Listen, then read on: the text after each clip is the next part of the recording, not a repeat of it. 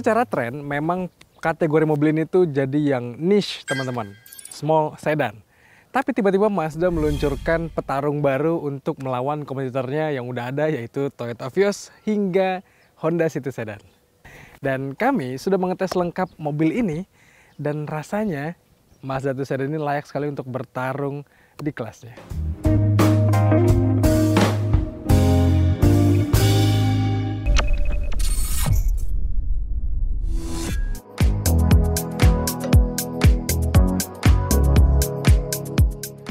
Teman-teman, sebelum saya ceritakan bagaimana rasa berkendara dari Mazda 2 Sedan, apa aja kelebihannya dan apa kekurangannya, mari saya ceritakan dulu harganya, teman-teman. Kalian perlu tahu positioningnya kayak apa, karena Mazda 2 Sedan ini sebenarnya bukan yang termahal ataupun yang termurah di kelasnya.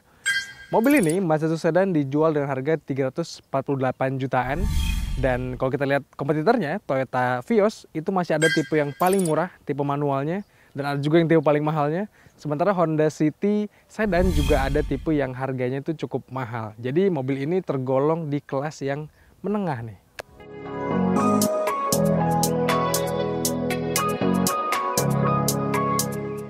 Secara desain, pertama kali saya melihat mobil ini tuh ada perasaan yang campur aduk, teman-teman. Ada bangganya, ada senangnya. Karena kalau diingat Mazda 2 Sedan generasi sebelum ini tuh, tampangnya tuh agak-agak maksa gitu. Proporsinya jadi kayak hatchback yang dipaksa menjadi sebuah sedan, ditambah bodi belakang gitu ya. Jadi kayak bagian belakang ini agak-agak maksa gitu. Tapi yang sekarang dibuat lebih elegan, lebih cantik, khasnya filosofi Mazda zaman sekarang, dan juga lebih proporsional, teman-teman. Tapi kalau saya pribadi sih, ketika harus beli mobil ini, saya akan memilih warna yang lebih kalem, teman-teman. Ada warna andalannya Mazda yang baru tuh yang agak beige, yang agak sandy gitu, warnanya coklat, agak keabu-abuan, ketimbang yang ini nih, merah. Memang Soul Red ini jadi warna kebanggaannya Mazda ya, tapi kalau untuk sebuah sedan yang kesannya pengen elegan, pengen mewah, kayaknya warna merah ini terlalu sporty nih menurut saya. Mazda 2 Sedan membawa aura mewah yang kental. Terlihat dari beberapa ornamen kromnya yang tampil matching dengan konsepnya. Siluet mobil ini masih terlihat proporsional, meski model buritannya agak bongsor.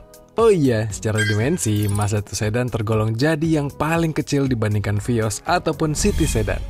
Bagian belakangnya, ini tampak benar-benar digarap dengan serius. Setidaknya nggak kayak Mazda 2 Sedan generasi sebelumnya yang tampil apa adanya. Mazda 2 Sedan yang sekarang jelas lebih memukau tampilannya. Tadi kami sempat mention kalau mobil ini punya dimensi yang compact, teman-teman, dan juga wheelbase yang tergolong singset dibanding rival-rivalnya. Dan hal itu yang ngebuat mobil ini suasana kabinnya jadi cukup terasa sempit nih. Untuk saya yang punya tinggi 175 cm, nih posisi duduk di belakang sini kalau kita tegak ya, memang masih punya ada ruang kaki lah, 4 jarian. Tapi jarang sekali saya duduk tegak kayak gini, biasanya agak sonjoran dikit dan hanya tersisa sekitar 3 jari, teman-teman. Dan ini adalah ruang yang bagi saya agak kurang pas kalau dipakai untuk perjalanan jarak jauh. Terus juga teman-teman, fasilitas di belakang sini terasa biasa aja ya. Nggak ada USB port untuk pengecasan, hanya ada ini nih, cup holder. Terus juga untuk penyimpanannya, bagian seat pocket hanya tersedia di bangku penumpang depan nih, di belakang sini nih. Sementara untuk yang bangku supir nggak ada apa-apa. Armrest pun nggak ada. Dan ini mobil yang penggerak depan tapi tunnelnya tinggi banget nih. Jadi bisa dipastikan kalau kita berkendara sama orang dewasa, 3 orang di belakang sini, ya kayaknya untuk rute perkotaan aja lah ya.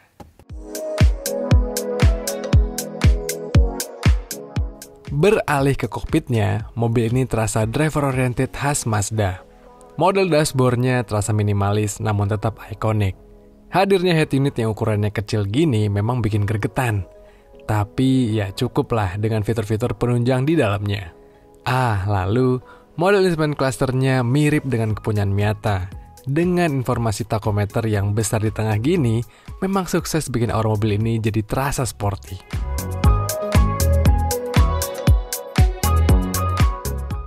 Duduk di balik kemudi dari Mazda 2 Sedan ini memang khas sekali Mazdanya, teman-teman. Ada aura sporty yang kental, dan mobil ini untuk posisi berkendaranya bisa diset rendah ataupun tinggi. Joknya cukup fleksibel, begitupun dengan setirnya nih. Bisa diatur naik turun ataupun maju mundur. dan magis ya rasanya ya. Entah kenapa menyetir Mazda itu memang seperti menyatu dengan mobilnya, dan kalau dibandingkan dengan Vios ataupun City Sedan, ada aura yang berbeda teman-teman. Saya udah pernah ngetes ketiga mobil ini dan ya Mazda ini ciri khasnya identik sekali. Tapi secara umum sebenarnya posisi berkendara yang kayak gini tuh adalah posisi berkendara yang cenderung versatile teman-teman. Dipakai harian enak, untuk stop and go, untuk perkotaan, city cruising gitu ya, enak dan terasa nyaman dipakainya. Begitupun untuk dipakai berkendara agak jauh. Kami sempat ngetes mobil ini berkendara kurang lebih 1-2 jam perjalanan gitu ya. Dan ya posisi berkendaranya terasa suportif dan ergonomis.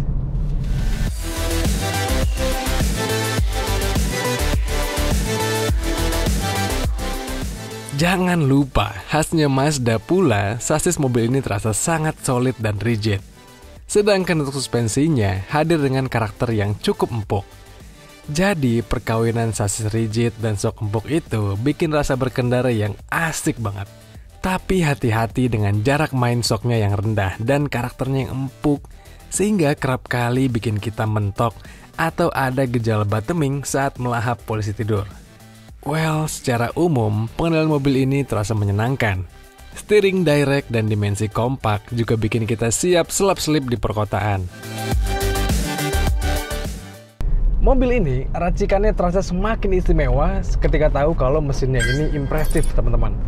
Memang Mazda 2 Sedan ini hadir dengan mesin 1500cc 4 silinder yang tenaganya bukan yang paling besar di kelasnya. Masih ada Honda City Sedan yang lebih dikdaya secara tenaga ataupun torsi. Tapi teman-teman, racikannya insinyur Mazda itu ngebuat mobil ini seakan-akan suportif banget buat kita pakai main-main teman-teman. Perpaduan antara mesin Skyactiv dan juga transmisi otomatis 6 percepatan yang konvensional ini ngebuatnya jadi menarik sekali. Jadi kalau kompetitornya atau Vios dan City Sedan itu pakai CVT, kalau mobil ini bermain lebih sporty, bermain lebih nakal dengan transmisi yang otomatis 6 percepatan konvensional. Apalagi hadirnya mode manual di transmisinya hingga pedal shift di setirnya. Wow, ngebuat kita bisa bermain-main dengan lebih lihai teman-teman. Wow, saya selalu suka menyetir mobil otomatis konvensional. Ya walaupun CVT itu lebih nyaman, lebih halus gitu ya, tapi otomatis konvensional ini memang bisa memberikan kesenangan yang khusus teman-teman. Sehingga kalau kita berjiwa muda, pengen lebih main-main dengan sedan kita, ya Mazda 2 Sedan ini adalah jawabannya.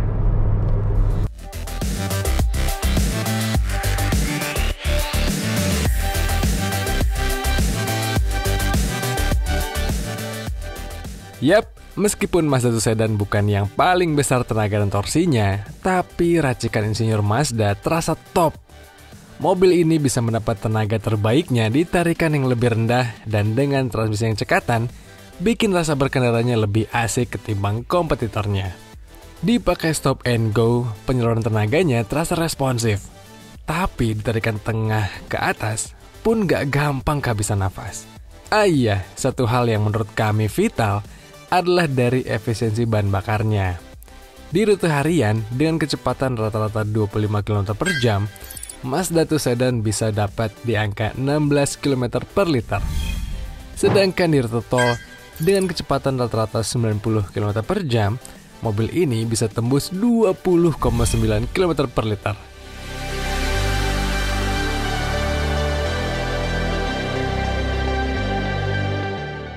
Iya, artinya Mazda 2 Sedan ini lebih irit ketimbang Toyota Vios ataupun Honda City Sedan yang pernah kami tes juga teman-teman. Setidaknya dalam rute dalam kota, Mazda 2 Sedan ini masih yang paling irit, tapi kalau di rute tol, Toyota Vios adalah yang teririt.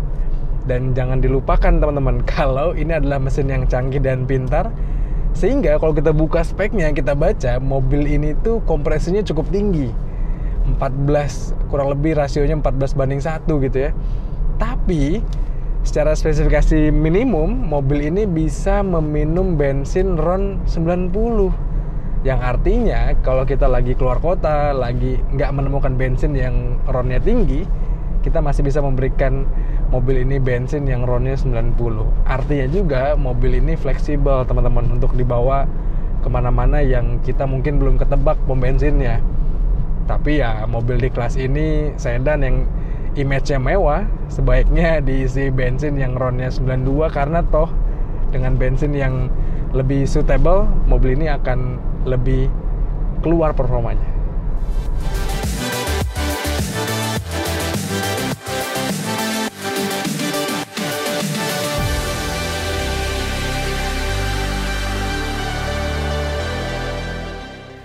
Setelah kita mengetes lengkap mobil ini, mari kita rangkum kelebihan dan kekurangannya. Kita mulai dari kelebihan dulu, dan yang pertama datang dari mesinnya teman-teman. Ini adalah mesin yang irit, mesin yang bertenaga, dan dikawinkan dengan transmisi otomatis 6 percepatan, bikin mobil ini jadi asik banget. Kelebihan kedua datang dari karakter pengendalinya teman-teman. Mobil ini ada rasa solid, rigidity di bodinya, tapi juga suspensinya di set empuk. Jadi mobil ini memang kerasa versatile banget, enak dipakai sehari-hari, dan bantingannya asik teman-teman. Dan kelebihan terakhir datang dari harga jualnya yang baik teman-teman. Mobil ini value for money-nya oke, dengan harga yang 340 jutaan, ngebuat mobil ini jadi Mazda yang termurah yang bisa kalian dapatkan saat ini. Dan jangan lupa, brand image Mazda itu di Indonesia saat ini lagi tinggi, lagi mewah, sehingga kalau kalian beli sedan Mazda, pastinya dapat image lain dan bisa mengangkat derajat kalian. Setelah kita bahas kelebihannya, mari kita rangkum juga kekurangannya. Yang pertama datang dari ini nih teman-teman. Head unitnya kecil banget. Entah kenapa saat ini banyak kompetitor atau di pasar otomotif saat ini mobil tuh gede-gede head unitnya gitu ya. Kalau ini kecil aja dan ngebuatnya jadi agak ketinggalan zaman nih. Udah gitu, ini head up display-nya yang di depan setir ini sayang sekali nggak bisa diturunin nih. Jadi kalau kita merasa agak mengganggu, ya ini harus terbuka terus. Kekurangan kedua datang dari fitur ADAS-nya yang nggak komplit teman-teman. Memang mobil ini punya iActive Sense, ada beberapa fitur yang ditambahkan, tapi sayang dibandingkan dengan Mazda 2 hatchback-nya masih lebih banyak yang hatchback. Udah gitu, kalau dibandingkan dengan Toyota Vios ada TSS teman-teman. Jadi ya kalau kita ngomongin fitur ADAS yang lengkap, Mazda 2 sedan ini belum punya nih. Dan kekurangan terakhir datang dari kabin belakangnya yang sempit teman-teman. Ini saya contohin kalau duduk di posisi tengah. Nih, kaki harus ngangkang nih gara-gara ada tunnel gede di sini. Dan juga untung ada seat belt ya. Jadi aman lah, tapi ya harusnya bisa lebih lega lagi sih. Mazda 2 Sedan punya segudang kelebihan dan nilai positif untuk bertarung melawan Vios hingga City Sedan. Selain itu, image mewah dari brand Mazda pun rasanya bisa mengangkat citra mobil ini. Kami juga menilai bahwa mobil ini hadir dengan tampang yang dewasa, namun dengan jiwa sporty, sehingga pas untuk para anak muda. Well, secara umum, positioning mobil ini di kelas ini nih rasanya jelas banget. Kalau kalian anak muda atau keluarga kecil yang ingin tampil dewasa dan elegan, bisa memilih mobil ini sebagai tunggangan harian. Teman-teman, begitulah ulasan kami soal Mazda 2 Sedan ini. Menurut kami mobil ini layak dipertimbangkan kalau kalian lagi nyari small sedan. Apalagi dengan harganya yang tergolong menengah, mobil ini rasanya patut untuk diburu. Menurut kami demikian teman-teman. Menurut kalian gimana? Pendapat kalian apa soal mobil ini? Coba kalian sampaikan di kolom komentar di video kali ini. Dan seperti biasa jangan lupa untuk baca ulasan lengkapnya di kanal Detik Auto. Dan juga tonton video lain dari kami di kanal 20 Detik dan juga kalau untuk Detik Auto. Jangan lupa untuk kalian subscribe juga. Kalau gitu teman-teman, sekian aja. Saya Hafs pamit, stay safe dan bye-bye.